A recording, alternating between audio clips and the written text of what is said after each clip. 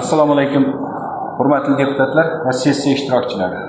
Bugun biz Xalq deputatlari Yangiyer shahar kengashi sessiyasi vakolatiga kiradigan masalalarni ko'rib chiqishga yig'ildik. Bugungi sessiyamizda Xalq deputatlari Yangiyer shahar kengashiga saylangan 20 nafar deputatdan 18 nafar ishtirok etmoqda. Saylangan deputatlar hisobidan kvorum yetadi. Shuningdek, O'zbekiston Respublikasi Prezidentining 2021-yil 16-iyundagi PF-62 sonli farmoniga muvofiq 30-sessiya ishimiz Xalq deputatlari Yangiyer shahar kengashining Facebook sahifasida to'g'ridan-to'g'ri jonli shaklda uzatilmoqda.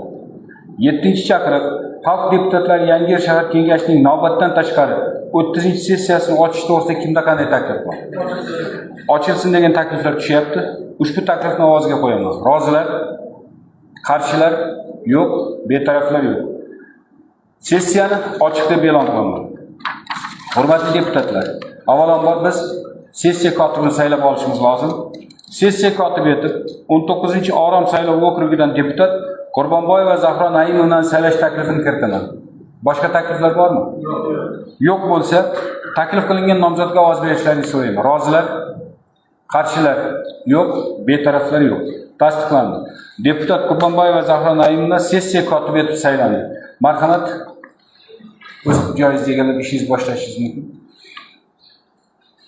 Hurmatli deputatlar, bugun kun tartibiga bitta masala qo'yilgan, ya'ni Xalq deputatlari Yangiyer shahar kengashining 2026-yil 17-martdagi 7-31-9-132-K/26 sonli qaroriga o'zgartirish kiritish to'g'risida.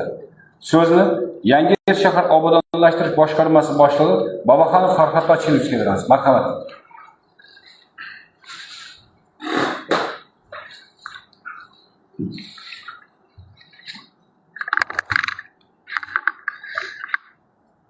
Assalomu alaykum, hurmatli deputatlar, hurmatli sessiya ishtirokchilari.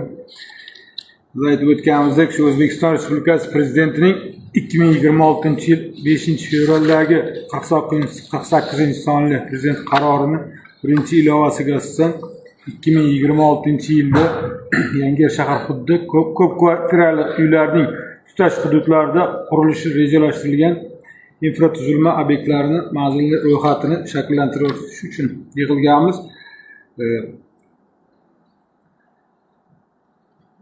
Sessiya raisi aytib o'tgandek, shu tasdiqlangan sessiyada 4 ta mahallada 8 ta bolalar maydonchasi qurilishi rejalashtirilgandi. Shunga ko'ra, ushbu qaror asosida shahar hududiga 2,793 million mablag' ajratilgan. Hozirgi kunda shahar hududida olib borilayotgan keng ko'lamli shu obod mahalla dasturi, ya'ni shahrimizda shu aqlli shahar konsepsiyasiga tushganligini inobatga olib, shahrimizda xabarlaringiz bor, shu Shukrona, Fazilat, Ma'rifat hamda Davlatobod mahallalarida keng ko'lamli obodonlashishlar boshlanib ketilgan. Shuni inobatga olib, o'sha 8 ta emas, ya'ni 22 ta aniq manzillar ro'yxati bor qo'llaringizda. 22 ta hududda bolalar maydonchasi qurish rejalashtirganmiz. Bundan tashqari yana 2 ta hududda hojatxona, umumiy foydalanadigan hojatxona qurish rejalashtirilgan. Buni Samarqand ko'chasi, ya'ni Shukrona mahallasi Samarqand ko'chasida oldingi qariyalar uyi bo'lgan, ichki ishlar binosi yonidagi o'shalar kanalizatsiya tarmog'i markaziy tarmoq qo'llanmaganligi sababli o'sha yoqqa ma'qul deb ko'rdik. Hamda ikkinchi hojatxona binosini Temur Malik mahallasida joylashgan Serquyosh 1 va Serquyosh 2 ko'p qavatli umumiy foydalanuvchi yotoqxona binosi xabarlaringiz bor. Shuni oldiga hojatxona binosini qurishni ma'qullaganmiz. Bundan tashqari mahallalar bor, Shukrona, Fazilat, Davlatobod, Ma'rifat mahallalarida o'sha barcha mahalla raislari bilan kelishib olganmiz. O'sha ko'p qavatli uylarda maqbul bo'lgan joylar tanlab oldik. Shularni sizlar tomonlaringizdan tasdiqlashlaringizni so'raymiz, agar ma'qul kelsa. Hurmatli deputatlar, ma'ruzachiga savollar bormi? Tushunarlimi hozir? Doim ekansiz. Aha. Doimkamizda qatnashdik, ko'rib chiqdik, gaplashdik.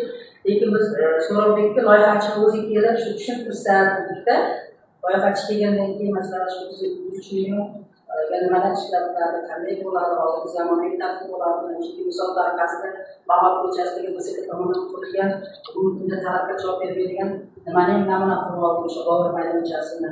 Bu hozir zamonalarga javob beradi degan mazmunda loyihachining taklif qildik. Loyiha qayerdan olinyapti, qanday degan mazmunda? Qanday bo'lyapti? Haqiqatda shu berilayotgan pullar havoga uchib ketmaydimi degan mazmunda loyihachi so'rovdik, lekin jimoat loyihachi bo'ldi. Loyihachi bilan gaplashdik, o'sha ma'lum bir sabab ko'rib kelolmasligini aytdi, lekin o'sha elektron предварительный qilib loyihalar, hujjatlarni tayyorlashgan ekan. Bu o'sha qaror asosida butun respublikada shu ko'rinishda tavsiya berilgan ekan. Bu yerda mana 22,5 metrga 16,5 metr o'lchamda berilgan. Oldinga qurilgan xabarlar bor, 12 ga 12 bo'ladi. Buni hududiy jihatdan yirikroq maydonda bo'lyapti. Bu yerda mana Portugaliyaga o'sha ko'chko'zcha yoqonlar uchun skameykalar o'rnatilyapti. To'rtinchiga quyosh paneli yoritish svetильникlar montajlari mana gorka, kacheli nimalar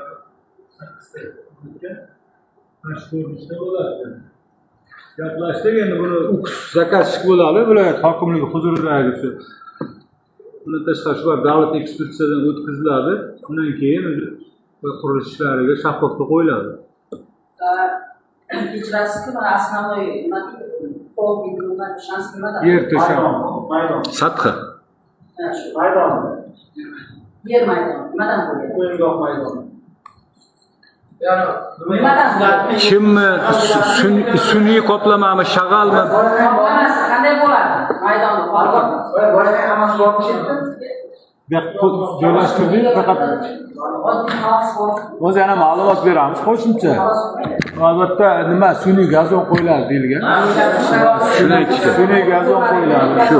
Faqat o'sha atrofiga ma'lumot uchun setka qo'yilyapti ko'p joyda. U yaroqsiz bo'ldi. Hamma joyda ichida bolalar bor, futbol o'ynayapti-da, sochilib ketyapti. O'shani olib tashlanglar, bekor xunuk ko'rinyapti. keyin o'ragandan keyin nazoratni olishadi. Lekin men qo'l deb qo'yibdi, nimaligini ko'rsatmadi-da. Qurolli sun'iy qoplama.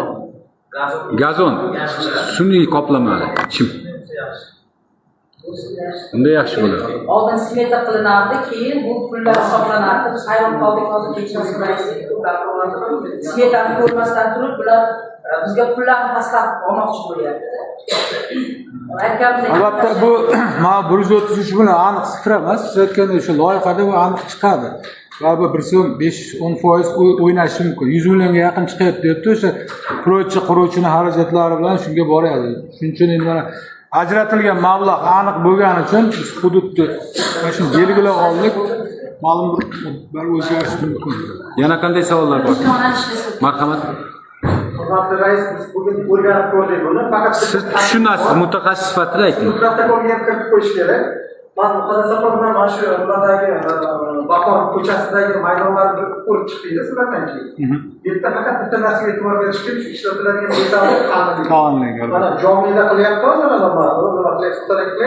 Shunday. O'sha yerda men borib ko'rdim, 5 yil qo'ygan. O'shalar bo'lishi kerak. Chunki juda yubqasini qo'yapti-da, keyin endi yosh bolalar endi shu qarorni turmaydi. Katta bolalar ham o'ynayapti, boshqa qayg'usidir qo'yapti. Shuning uchun o'sha narsani o'zingga e'tiborga ol.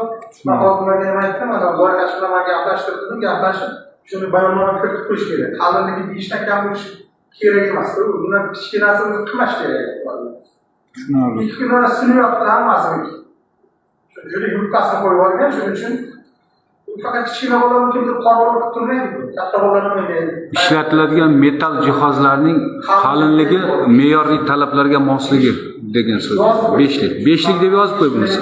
5 millimetrdan kam bo'lmasligi kerak. Qolgan boyagi ustidagi hozir muqaddaslar aytgan boyagi maydonidagi usti boyagi sun'iy qoplama ham yaxshi. Chiroyli loyihasidagi yerda nazorat qilib ko'ramiz.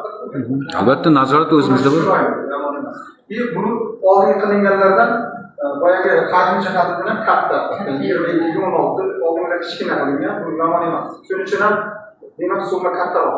Shunday. Faqat shu metallda ta'minligiga e'tibor berish kerak edi, qolganini o'zi hammasini normaga tushib qo'ydi. 22-16 juda yaxshi, normal maydon. Normal. Yana savollar bormi, hurmatli deputatlar? Savollar yo'q bo'lsa, rahmat sizga. Savollar yo'q bo'lsa, qaror loyihasi sizlarga tarqatilgan. Ovoz berishingizni so'rayman. Rozilar? Qarshilar? Yo'q, betaraflar yo'q. Qaror tasdiqlandi. Rahmat. E'tiborlar uchun rahmat. Sessiya tartibiga kiritilgan masalalarni ko'rib chiqdik. Sessiyani olib borish yuzasidan boshqa taklif va mulohazalar bormi? Eshitaman.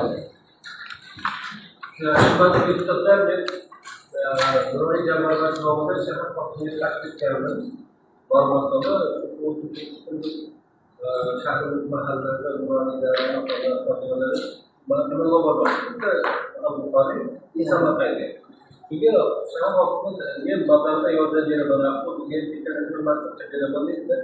Men hatto aytib oldim dedi, yana qaytadan berdi. Shuni chekini tasdiqlashga bo'lmasa chiqarmaydi-da, moliya xizmatini qilish kerak. Masalan, bu ishni ko'rsataman desam, nimaga qo'yish kerak, o'qib surish kerak ekan. Buning uchun rejalashtirib vaqtida zakatni qo'yganman. Buni so'ramasam, xalq bilan odamlar bilan borolmaydi. Shuni qanday yo'lda tutsak bo'ladi sessiyada? Sessiyada zaxiradan bersin, ha? Zaxiradan. Bu qarorda chiqaveradi. Sessiyada Buni рабочий порядкda hal qilishimiz kerak edi. Bo'ldi, yuz paket tushunadi. Tak. Boshqa takliflar bo'lmasa, Xalq deputatlari shahar kengashining navbatdan tashqari 30 sessiyasini yopiq deb e'lon qilaman. E'tiborlarinizga rahmat.